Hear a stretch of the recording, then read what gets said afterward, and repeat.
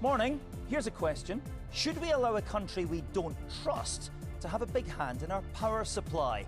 As the UK government announces a boost to Scotland's green energy sector, we'll ask a China expert and the Energy Minister Michael Shanks whether we can afford to be seduced by cheap Chinese turbines. And as the Scottish Greens meet for their annual conference, their co-leader Gillian Mackay will join me too. Welcome to The Sunday Show. Hello, I'm Martin Geissler. Right then, the collapsed China spy case perhaps wasn't the easiest story to follow this week, but the warnings have been loud and clear. China is not a country we should trust. The UK government has been left in no doubt about that as it wrestles with a fairly urgent decision. Whether they should allow Mingyang, a Chinese company, to invest billions of pounds building the UK's biggest wind turbine plant in the Scottish Highlands. I'll be speaking to the UK Energy Minister shortly. First, though, I've been speaking to Ian Williams. He spent 20 years covering China as a foreign correspondent for Channel 4 and NBC, and he's the author of a book, Vampire State, which lays bare some of the stark realities of doing business with that country. Ian Williams, good morning. Thank you very much indeed for being with us. Would you mind just beginning by answering a very simple question, I hope? Why don't we trust China?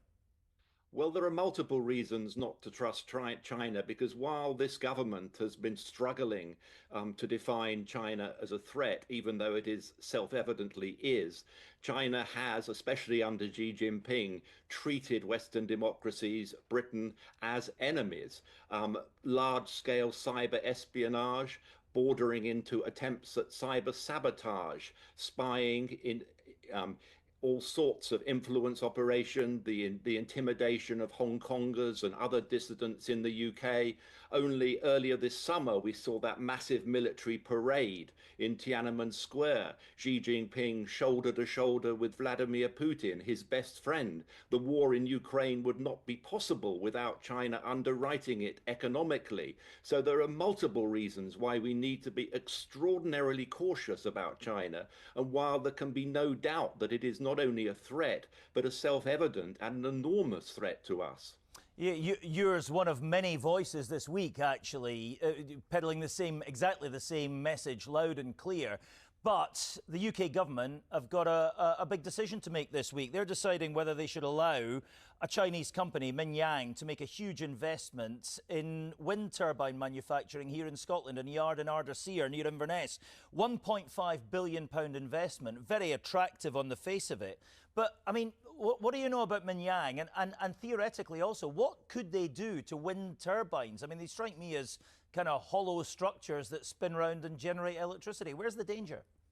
Yeah, I mean, it's easy to see these as pieces of inanimate metal, but they're not. They're incredibly smart, and they're parts of what will be a very advanced and a very smart grid. They're connected devices, so those who control these devices have an enormous amount of power over individual components and over the grid itself. So the danger is multiple. It's not only that they could be used as a means of surveillance or espionage where they are placed, but also the danger of sabotage. Now, Mingyang is nominally a private company, but in China that means very little, because all companies, by virtue of Chinese law, are obliged to work with the security services when it comes down to issues of national security or espionage. Now, the founder of Mingyang, Zhang Jianwei, is a former soldier. He's a member of the Chinese Communist Party.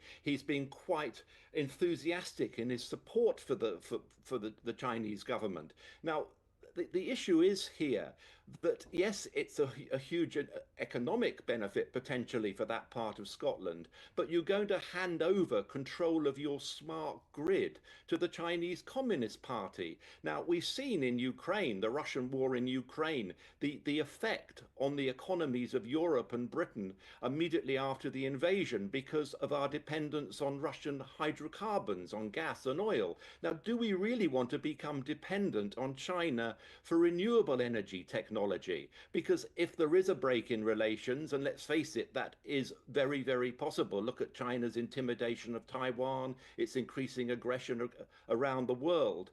these dependencies could become extremely dangerous. And while many would say, well, you know, we can mitigate, we can look at the tech, we can make sure there are no flaws or back doors in it, that doesn't work because they're connected devices. They're updated all the time. There are patches, there are software. So there are enormous problems here. And of course, the Chinese government has massively subsidized these turbines, these companies. So it's wrong to see this as just a investment from a private company. Now, also, if we look at Chinese cyber espionage, it's been huge. It's been industrial over the years, but more recently, it's changed from spying, from trying to steal technology, to placing implants in critical infrastructure, a campaign that was dubbed Volt Typhoon. That includes Britain. So here we have China trying to put devices into Western infrastructure that give them the capability of sabotaging or disrupting those grids. And of course, GCHQ has warned only recently about this. But here we are about to invite a proxy of the Chinese Communist Party to come in as an investor. I mean, you couldn't make this stuff up. And yet, the dilemma is a dilemma for the UK government, because these companies and the Chinese firms seem to be the only ones at the moment who can make the products we need at the scale we need, at the price point we need. So they would argue perhaps that you can't afford not to do business with them.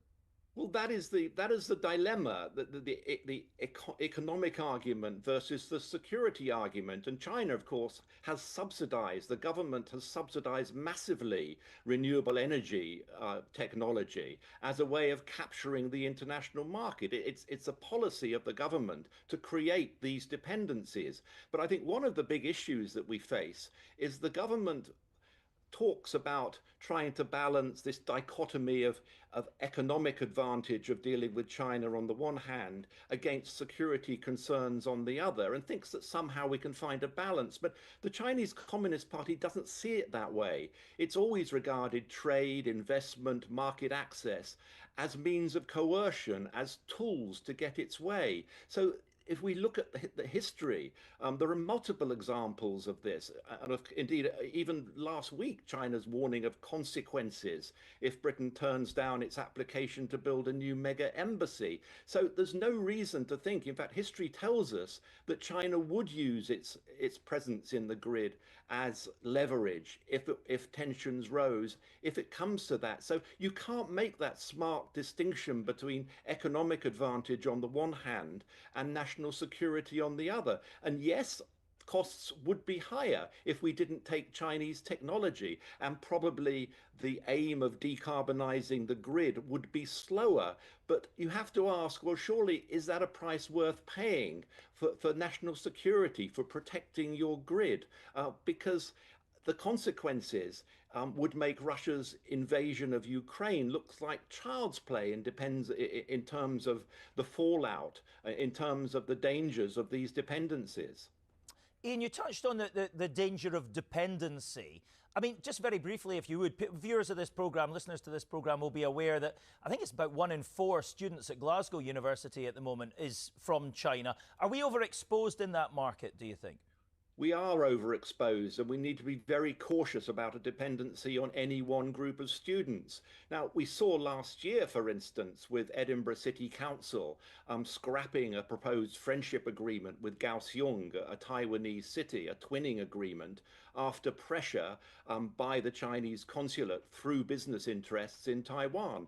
And one of those pressures came from the university, because the Chinese authorities, I have it on very good authority, in Edinburgh, made it clear to the university that Chinese students might spontaneously decide to go and study elsewhere.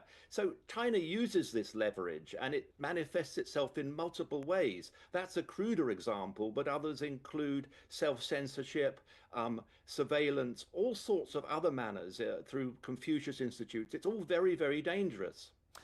Ian Williams, fascinating talking to you. Thank you very much indeed for your time this Sunday morning. Ian Williams. Thank you, Martin. Yeah, if you'd like to hear more from Ian Williams, he's going to be talking about his book Vampire State as part of the I Write Festival at Glasgow's Mitchell Library on the 14th of November. Right then, joining me now is a man who no doubt spends quite a bit of time grappling with a lot of the issues that Ian has just been raising. The UK Energy Minister, Michael Shanks. Good morning to you. Morning, Martin. That was about as stark a warning as we could possibly get from Ian Williams. Can you possibly consider giving a contract to Mackay to produce these turbines in Ardersier now?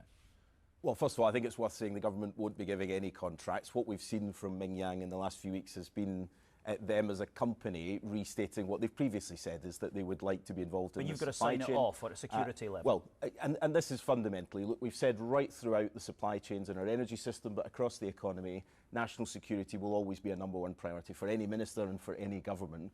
And so any contract, anyone entering the UK market will be considered through the full range of our national security, investigatory and powers. But I think crucially what we need to look at here is the wider context of what we're trying to do around building up supply chains. Just before we move on to that, because I know you're going to tell me about a big investment and jobs that are coming and all the rest of it, but if what you say is true, if we have to put security first, and if what Ian Williams has just said is true, then it's a no-brainer, isn't it?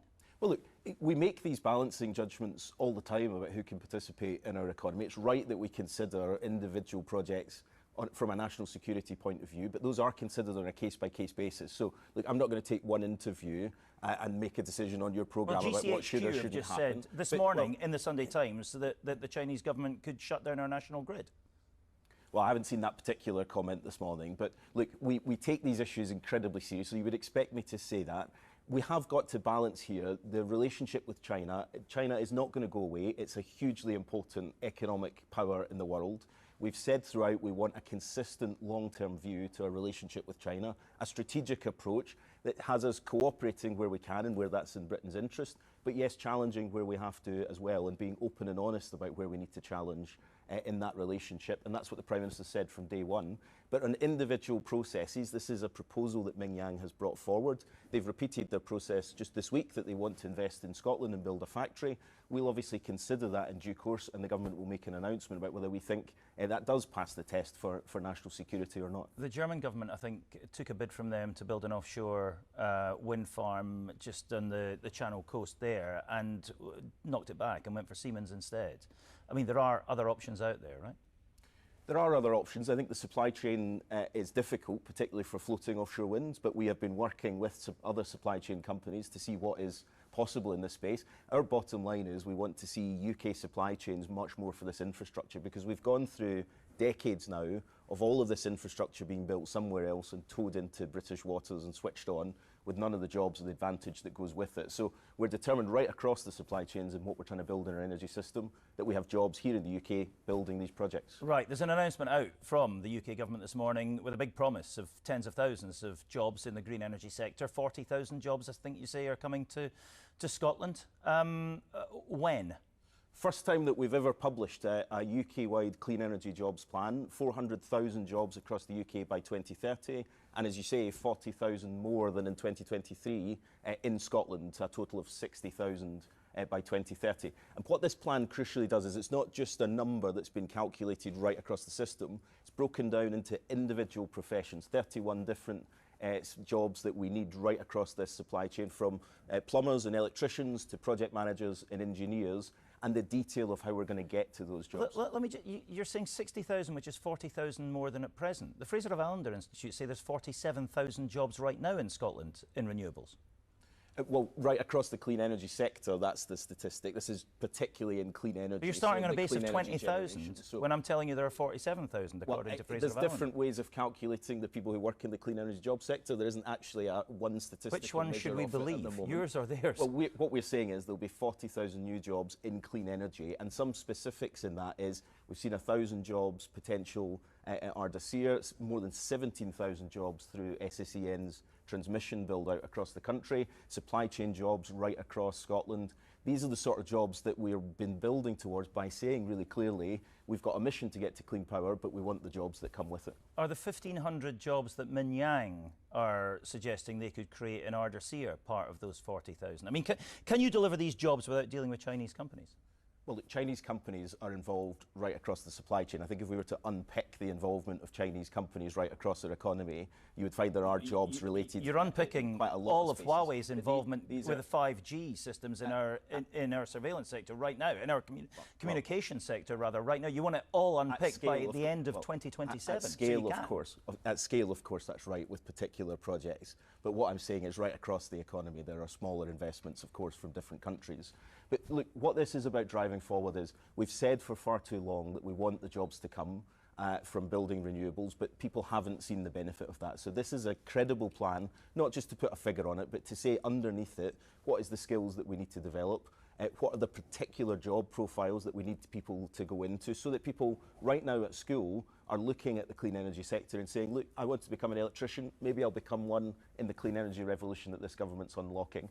And right across the country, there are vacancies right now in building that clean energy infrastructure. We want the people of Scotland to benefit. Our audience would be forgiven perhaps for thinking we've heard renewable energy job promises before and they just haven't been delivered. Why should they believe you this time? I think that's a perfectly fair criticism, and that's why we've published this really detailed plan today, because look, we have had in Scotland, we've had Alex Salmond promising the Saudi Arabia of renewables, but actually doing nothing to deliver the industrial strategy. Your government promising GB Energy, creating a huge number of jobs. Their boss now says it could take 20 years for the 1,000 jobs in Aberdeen to be delivered. How many employees does GB Energy have in Aberdeen Well, today? let me answer the question about GB Energy, because £1 billion going into the supply chains is exactly where we create these jobs. We never said the headquarters of Great British Energy would be where all these jobs were. No one would want an office, frankly, full of all of these jobs. They want the jobs on the ground delivering these projects, delivered by Great British Energy. So thousands of jobs in the supply chain will be created because of the investments that Great British Energy makes right across our supply chain. That's what GB Energy is delivering on behalf of the people of Scotland. How many staff does GB Energy employ in Aberdeen today? I don't have the exact figure to hand, but 13, it's let me help you. Right 13 is the last figure I've seen. Well, 13 people. I don't think that's right, actually, so I would challenge that. From I've seen figures that are higher than that. But it's recruiting 14? right at the moment. And look, the story of GB is we had to get a bill through Parliament. It took a year. It's now setting up. It will invest in Aberdeen. It's already pulled together stakeholders in Aberdeen to have an Aberdeen strategy for how it drives forward the transition.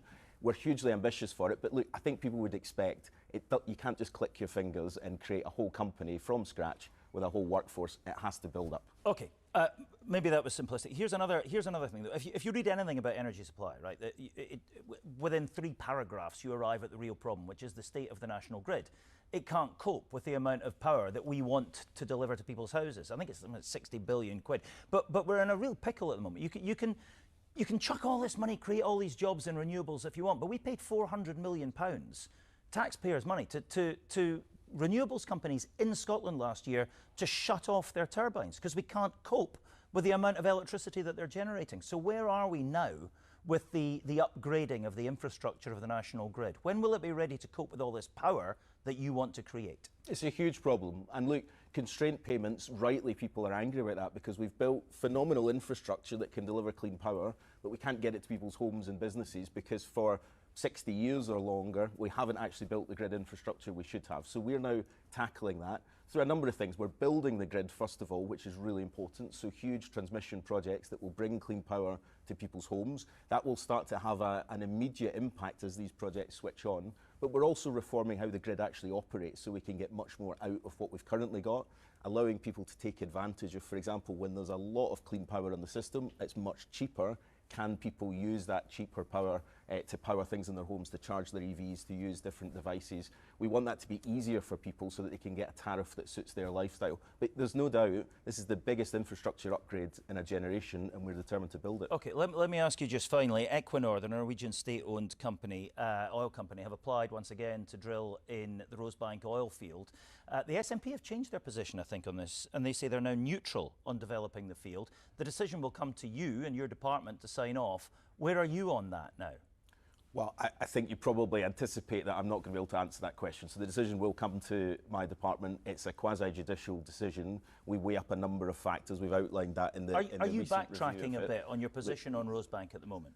Well, first of all, Are you changing your position? our position has been for no new licences. Rosebank is not a new licence, it's a consent to extract, and it will be decided on a range of the evidence that they've supplied. So that's not out the following question. that court Equinor will judgment. get to drill I'm it. not going to be drawn on it because, rightly, anything I say will be brought up in whatever judicial review there may follow any decision that's made. So I'm not going to comment on it. I mean, in the SNP's position, they don't have to take the view that I have. They're not involved in the decision at all. I'm not quite sure what their position is.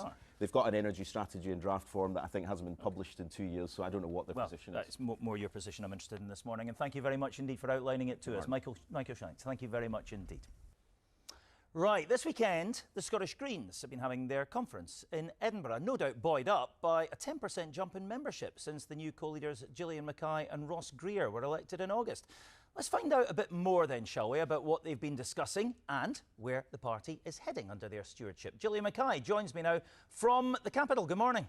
Morning, Martin. I want to get into the conference stuff in a minute, but first of all, I assume you were across the interview we just heard with Michael Shanks. What do you make of this Rosebank stuff? Where are you on this, as if I need to ask? So, unsurprisingly, Martin, we've been very clear that Rosebank can't go forward. Even Equinor have acknowledged the climate-wrecking potential of this development. We've already had one decision on it, and I think it's clear that it's not compatible with the climate goals that we have as a country. And what we should be focusing on is new jobs in the renewable sector and making sure that those in Aberdeen and involved in the oil and gas sector have somewhere to go and somewhere to move their skills to. Right. New jobs is what Michael Shanks is promising as well, but as we've just been discussing, a lot of them may be tied in to Chinese companies. What do you think about doing business with China? That's been the main subject of our conversation this morning. I listened to the interview you had with Ian as well, and some of the things he's saying about those connected devices are really concerning, and we do have to take those threats really seriously. What I'd like to see is more companies headquartered here in Scotland or in the UK being empowered to produce these turbines, to be empowered to be part of those supply chains. We already have some really good supply chains that are involved in the oil and gas sector in the northeast. Moving those people into supply chains for the offshore wind sector would be, in my view, a relatively sensible step without having to involve other nations in our energy sector. OK, right, listen, you want to talk about your conference this morning, I'm sure, and I'm sure you'll want to tell me that your membership's been boosted by 10% since you picked up the reins, but we've already said that. Where have these people come from, Gillian Mackay?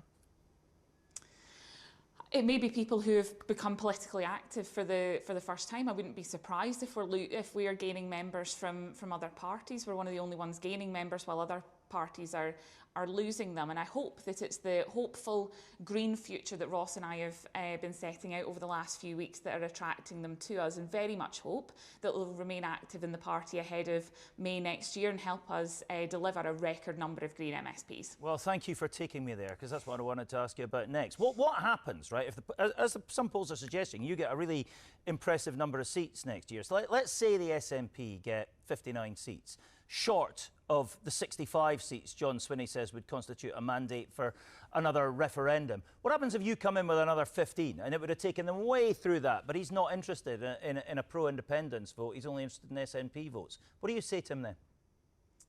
Well, we're very clear that we have a mandate now for another independence referendum. We believe that a pro-independence majority of MSPs at Holyrood should be that trigger. And that would be the same situation that you're outlining next session if that was the case. And I don't think at that point a Labour government can continue to deny that mandate and deny democracy to the people of Scotland. Right, but your votes won't be counted as part of that at this stage. Has John Swinney spoken to you about that? We haven't spoken to John yet about that at all, and I don't think it's fair to not count those votes in it. The independence movement is not one single party. There are a great number of people with a diversity of views, and not everybody votes for the SNP. A good number vote for us and other parties too, which is where we believe that broad coalition has to happen. And I also think we need to stop obsessing over mandates and actually start as the independence movement, building that constant support and make that case for an independent Scotland. But you need some kind of a mandate to deliver to Westminster, even if it's just to accuse them of denying you democracy, isn't it? That's why we believe we have that mandate at the moment in terms of that pro-independence majority at Holyrood, and that would be the same in the situation that you're outlining ahead of next session. How do you feel about the fact that John Swinney hasn't spoken to you about this? Do you feel a bit excluded? What do you think? I mean, you would have expected him maybe to have at least some back-channel conversations, wouldn't you? This is obviously an electoral strategy that John's setting out for him and his party, and that's his right to do that as the leader of his party. We are going to continue to make the case for what a vote for the Scottish Greens means. Okay. That means a hopeful green future for Scotland. How committed are you to independence? I'll tell you why I asked. I had you on our podcast quite recently on Scottcast, and you said that independence actually wasn't a red line for, you know, being part of the Green movement. Agreeing with trans rights was absolutely a red line. Independence wasn't. And I noticed that, correct me if I'm wrong, I don't think there's any motion on the agenda at your conference this weekend that discusses independence. Our position on independence hasn't changed, and our strong commitment to independence hasn't changed either. For me, I was a no voter at the last referendum, and what I've seen since then is actually why we need to be independent. The constraints of devolution and the constant constraints that are put on us and decisions overturned by the Scottish Parliament shows that we need those powers of a normal country to be able to make those decisions, make Scotland better, and stop having to correct other governments' mistakes. Do you want to be a part of the next government? If John Swinney didn't get the seats that he needs, I mean, you've had the Butte House agreement, and that didn't end well at all. What are you and Ross Greer discussing at the moment about the possibility of getting back into power? Are you better in there as part of a government, or are you better outside trying to influence? We've shown clearly that we can deliver for Scotland, both in and out of government, over the last few Holyrood sessions. Any deal that comes forward from the SNP would have to be the right one for us. There's a lot of trust that needs rebuilt there as well. A lot of the things we had in the original Butte House agreement have gone backwards or have stalled badly and aren't actually going to happen this session at all. So whatever was in that deal would have to be the right thing for us. There'd have to be commitments on climate and social justice, amongst other things. And we'd need to have the same democratic process we had the last time. I don't think my members would accept anything less. So, but ultimately, would have to be the right deal for us as a party. All right, very briefly, Zach Polanski's making a big splash. You've put on 10% in your membership. I think he's put on 50% in a month that he's been in power. He's quite populist. He says he's aping some of the characteristics or the tactics of Nigel Farage, if not his policies. Do you and Ross Greer need to be a bit more Farage, briefly? I think we maybe need to be a bit more Zach than a bit more Farage. I'm very up for building consensus around issues as I have all session, and we can certainly take other parties to task when we need to, and we'll do that ahead of May next year. All right. Gillian Mackay, co-leader of the Scottish Greens, thank you very much indeed for being with us on the Sunday Show this morning. Thank you. That is it for this edition of the Sunday Show, and that's it from me. It's been a pleasure and a privilege to be with you on your tellies and on your radios on a Sunday morning for the best part of 5 years. I'm not leaving the BBC, but this is my last Sunday Show. The programme itself will be back, of course, on the telly and on your radios next week. Join them then. But from me, for now, bye-bye. Thanks so much for your company. Don't switch off on the radio. Here's Graham Stewart.